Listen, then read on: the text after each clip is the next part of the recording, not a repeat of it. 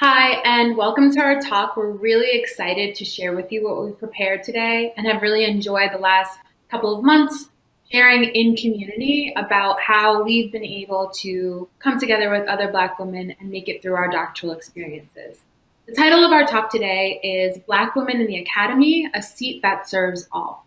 My name is Dr. Wenema Okoya. I'm a public health and education researcher and practitioner, program designer. I'm currently a fellow at the Blue Ridge Labs at the Robin Hood Foundation. Hi, my name is Dr. Alicia Franklin. I am a chemist. I spend the majority of my time as a postdoctoral researcher, and during my in-between times, I do all the things for my podcast, The Research Her, which focuses on research that is related to Black women's health and also highlights Black women doing research. And I'm Dr. Ijoma Kola. I am a historian of race and health, a lifestyle blogger, and the founder and executive director of Cohort Sisters, which is an online community that supports Black women navigating doctoral degrees. So let's start by examining the current state of Black women in the academy. Here are some figures from the National Science Foundation's 2018 Survey of Earned Doctorates. So only 3% of research doctorates in the United States are awarded to Black women, which means that 2,000 Black women earn a doctorate degree every year. And while many doctoral students complete their doctoral education with some amount of debt, Black doctoral degree recipients accrue 2.5 more times more debt than their white counterparts. Amongst faculty, 2% of full professors are Black women, but 5% of instructors and 5% of assistant professors are Black women. So there's some sort of recruitment and retention problem that spans the entire life cycle of Black women doctoral scholars. So that's what the data says. But in all of our professional work, as well as our lived experience as Black women who have successfully pursued and navigated doctoral education, we know that recruitment and retention aren't the only issues that affect Black women doctoral students. So together, the three of us have brainstormed over 30 different factors that might impact Black women's success in doctoral studies. Now, this list is in no way exhaustive, and of course, we don't have enough time to cover all of these issues, but we want to drill down to a few of them based on our personal experiences and findings from our work. My own personal journey through a doctoral program heavily influenced my decision to start Cohort Sisters. I'm a first-generation immigrant who applied to a PhD program, mostly to continue my undergraduate thesis research. And when I got to graduate school, I felt completely out of place. I was years younger than everyone else. I didn't look like anyone else, and I had no formal work experience, so I didn't think that I had anything to offer in classroom discussion. I needed a combination of personal and academic mentorship and guidance, and I really struggled to find that in my program. But one of the reasons that I was able to make it through and complete my degree was because over the course of 7 years, I forged a very small but intensely supportive community of other Black women who understood what it was like to be the first in our family, to feel out of place, to have to figure it out all on our own. And I created Cohort Sisters to make it easier for other Black women around the world to find and get their own support through their doctoral journey. So whenever someone joins Cohort Sisters, this is the first thing that they see. This is the first question that we ask them, which is, what is the number one struggle that you face as a Black woman pursuing doctoral studies? Now, we've collected over 350 responses, and the top 3 responses are lack of mentorship, lack of community, and the negative impact of bias and racism. So here are a couple of excerpts from our scholars. For this particular scholar, the lack of diversity in the faculty and research approaches in her program, combined with the emotional burden of lived racist experiences, forces her to do additional work beyond the expectations of her degree. So this idea of having to do extra work, whether in the form of seeking out your own mentors or dealing with institutional or societal acts of racism and microaggressions, or constantly having to validate your existence in a space, was a theme that comes up really often in amongst our members. So we can go to the next slide and the next example. Imposter syndrome is one of the most popular answers to this question of your number one struggle. In this particular example, imposter syndrome combined with a lack of community forced this scholar to leave her program entirely in order to attend one that was closer to her family and her support system. This isolation and lack of support in programs, both from other students and faculty, was another common theme that came up time and time again in this question amongst our members. So now Alicia is going to share a few examples that she's come across from her podcast. I really appreciate the quotes that you chose, and I really want to keep going with that conversation about racism and bias, because it really is a pain point for a lot of scholars in academia. So I've had over 60 episodes of the Research Her podcast, and I've interviewed dozens of women, and time again, we hear the stories of the experience of bias, not only from peers and mentors, but also from the gatekeepers themselves. And one story that really stood out to me was a story from a current PhD student. And at the time, she was applying for programs, and she was a very high qualified candidate. And I'll just let her tell you the remainder of her story. I made it to the final day of interviews, and they invited everybody to the chair's house for dinner. All of the candidates, a lot of the faculty were there as well, and we're all eating dinner together. I realized nobody was talking to me. I was taking notes. I was very cordial and polite, and I was still very grateful for the opportunity. However, when push came to shove, they ended up not admitting me because they said, and this was their words, they said that they didn't think that I would be interested in the program. That was their words. And upon talking to her, she was very interested in being a part of the program. And that leads me to speaking on the next challenge, because when she had to think about what was it that, why wouldn't they want her, she really felt that it was because she was so multi-passionate. Not only did she want to be a scientist, but she wanted to be an excellent science educator as well. And I really think that this particular challenge of the reinforcing the need to fit in was spoken very eloquently by another guest that was on the podcast. When I went to graduate school, I remember that the supervisor that I ended up with took issue with literally anything that I did that wasn't the lab.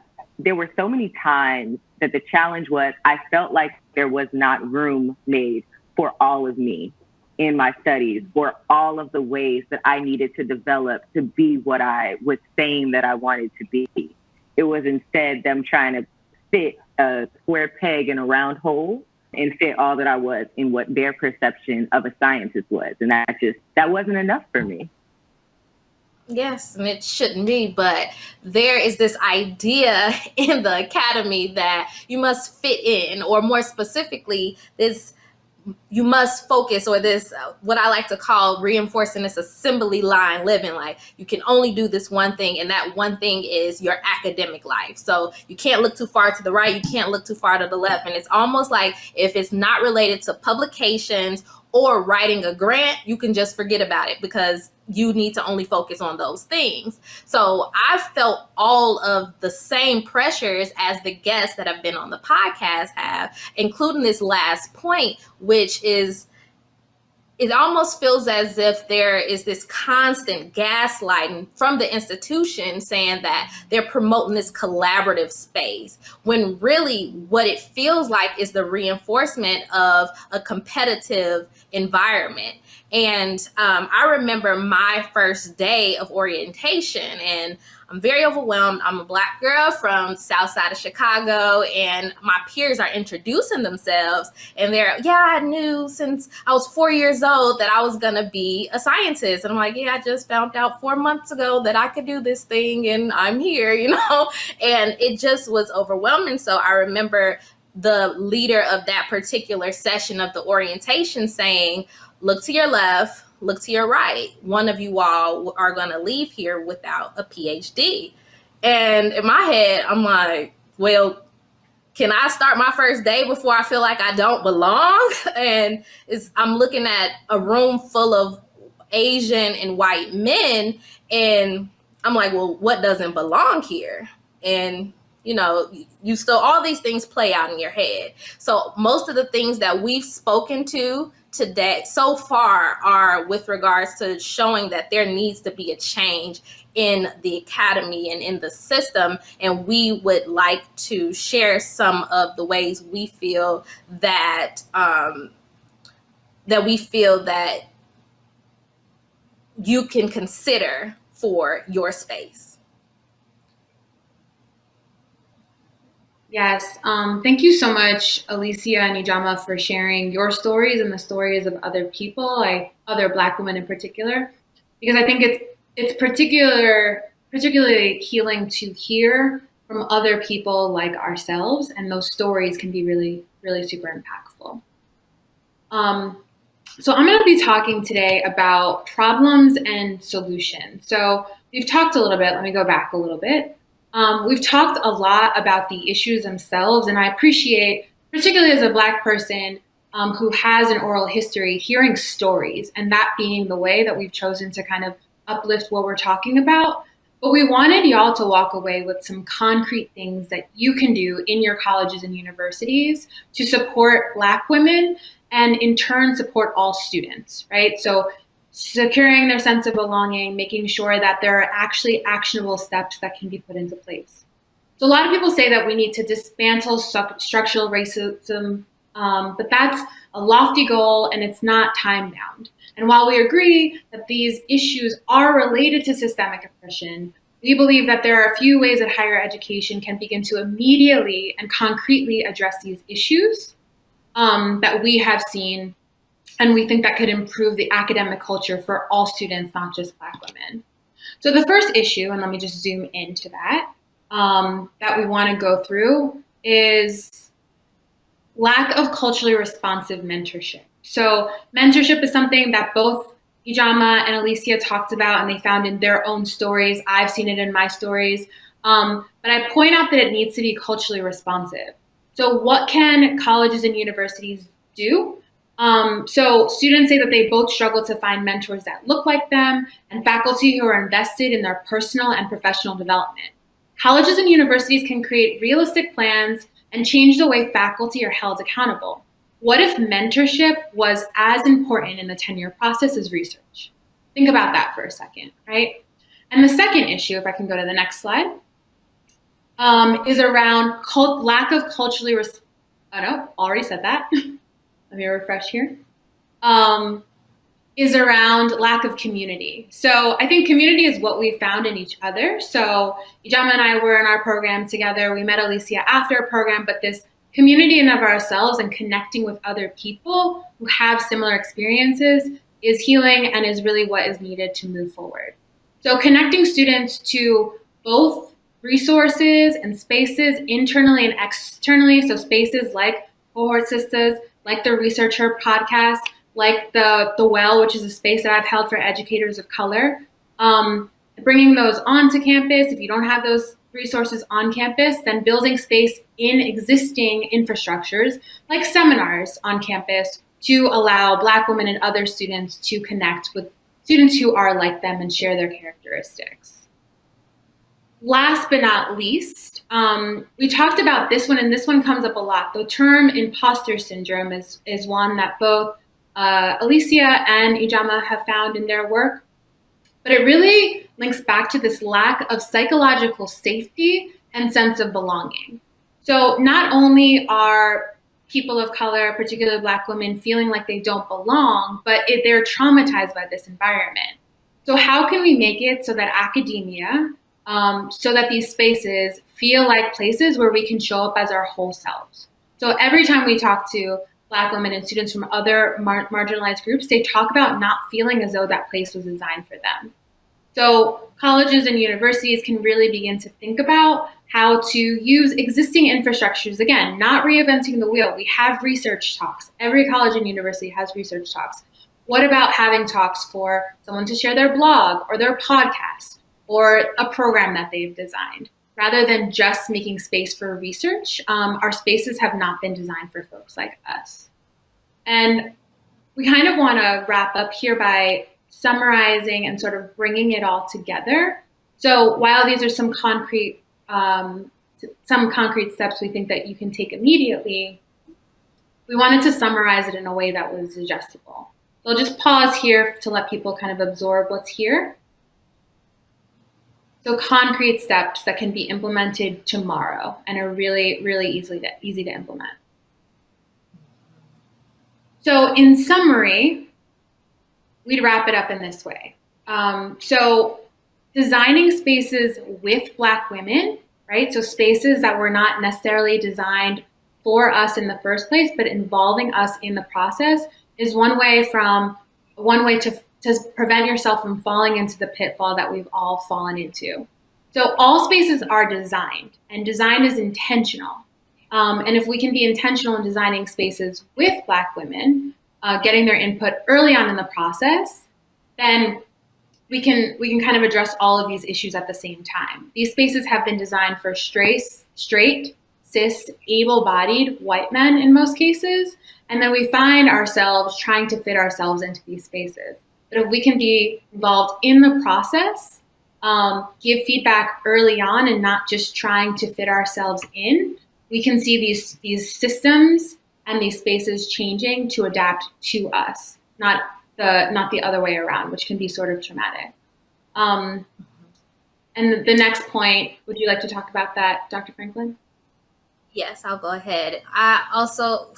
We believe that non-academic activities should be not only supported but celebrated, and we should not be spending countless hours in lab or working and doing things that are only geared towards our academic accolades, because there is a lot of trauma that comes along with doing countless hours of work without getting paid the proper amount of money. So we really want to keep that in mind. And time does not even necessarily mean productivity. So we want to start finding ways of accounting for productivity without saying, oh, I spent 14 hours working on this task. Well, it should only took you 2, but okay, that's fine. So another thing, number of publications are cool, but there should also be other ways of evaluating, such as, like we mentioned earlier, mentorship. How many hours have you put into mentorship, and have you been intentional about mentoring those who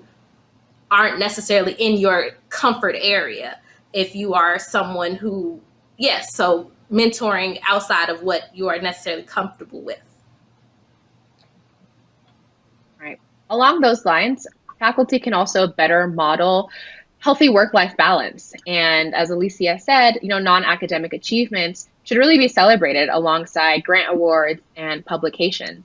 I started my blog while I was in graduate school really to give myself something to, balance out my time. And for a long time, I felt that I couldn't integrate that part of me, that full self, into my program. But had I been in an environment that celebrated people's lives and activities outside of school, then maybe that would have been different. So programs and institutions should allow scholars to bring their full selves, and they also can be more culturally sensitive to students' backgrounds. So one very small example would be diversifying the food that is at departmental events. Not every student enjoys or is familiar with bagels and salmon and lox. So that's one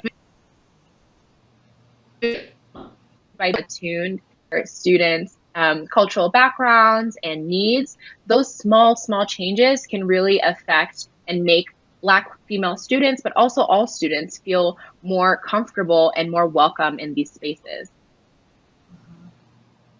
And just because the talk is over, it doesn't mean that this conversation is over. We would really want to keep this going with you. So you can connect with each of us on Twitter or Instagram.